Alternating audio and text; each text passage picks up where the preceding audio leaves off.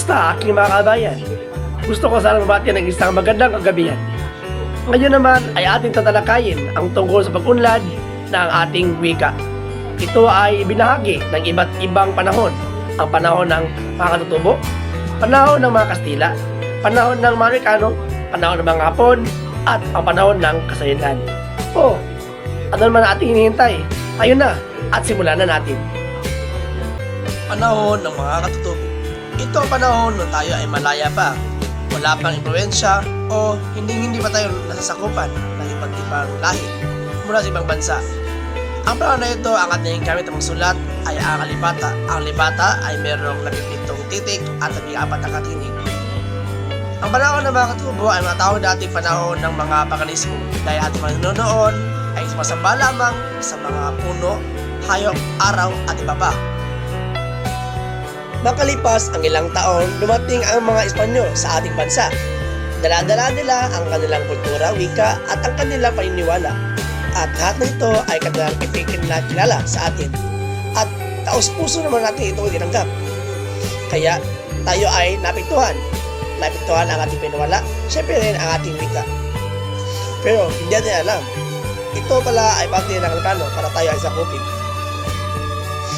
Tayo ay napasalim ng kanilang kapangyarihan, lalo na mga payle, sa loob ng 333 taon. Ganun kahaba na tayo isalapok, mga kabayan. At dahil doon, sa haba ng panahon ng kanilang panakop, na-adapt natin ang kanilang wika. At iilan sa atin din ay alam kung paano ang magsalita ng wikang Espanyol. Mula sa panakop ng mga Espanyol, tayo ay naging bilingual dahil dalang wika na ang ating nalaman, ang wikang Espanyol at ang wikang atin, ang wikang Pilipino. Makalipas ang ilang taon, dumating nila mga Amerikano at kanilang mga ipinadala at ipinakilala sa atin ang kanilang wika at edukasyon.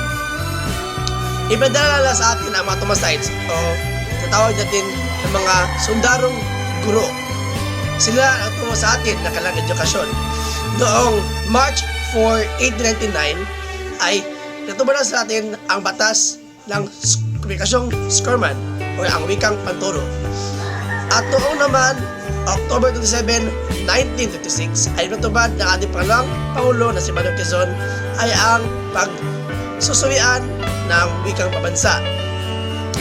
At noong namang November 7, 1979 ay ang Tagalog ang naging batayan ng wikang pabansa.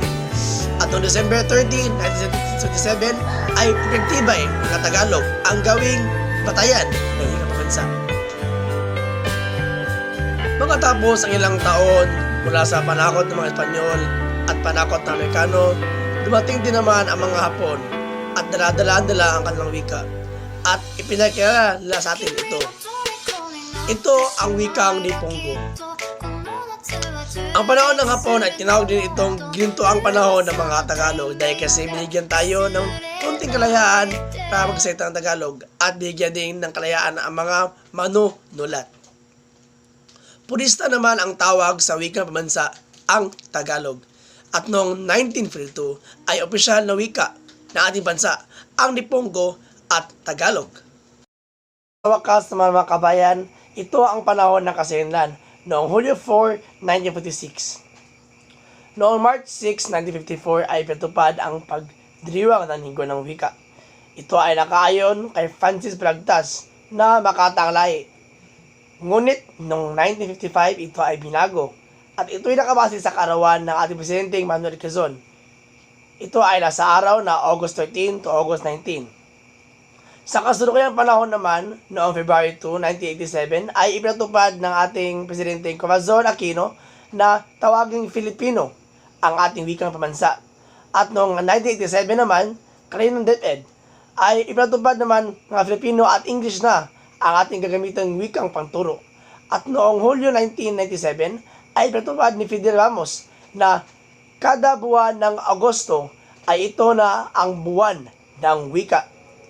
Ayon talaga sa ating kasaysayan ng unlad ng wika, ito ay nagsimula sa Tagalog, Pilipino at ang ating wikang bansa ngayon ay Filipino.